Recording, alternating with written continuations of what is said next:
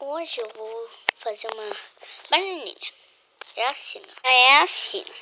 Então eu vou precisar 15 elásticos amarelos e 4 elásticos pretos. Vamos começar por aqui, pessoal. Eu vou fazer com garfo a nossa bananinha com agulha, né?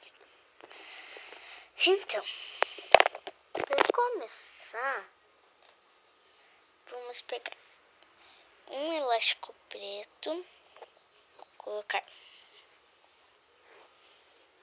bem aqui, colocar nessas duas pontas do garfo aqui, ó, essas duas pontas, e dar 3 voltas.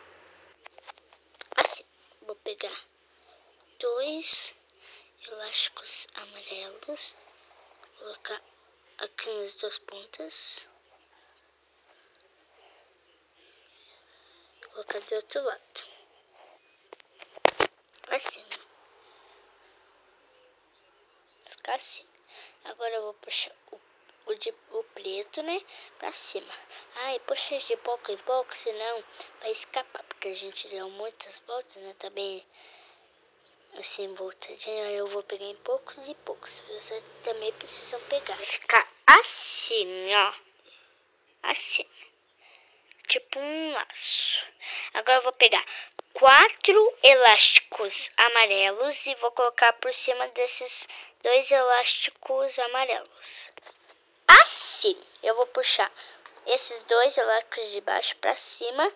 Do outro lado é a mesma coisa. Esses 2 elásticos pra cima. Assim. Eu faço o mesmo processo, mas só que uma vez, tá bom? Só que uma vez. Assim. Agora eu vou pegar 3 elásticos. Tá, eu peguei 3 elásticos, eu puxei os 4 elásticos pra cima. Agora eu vou pegar 2 elásticos amarelos e puxar, colocar aqui. E o 3 elásticos eu vou puxar pra cima. Não. Aqui, ó. Ficou 2 elásticos. Agora eu vou pegar 2 elásticos e colocar aqui em cima dos elásticos amarelos. Assim, vai sobrar só um elástico. Eu vou mostrar como fazer. Assim, agora eu vou fechar. Vou colocar o único elástico que tá aqui.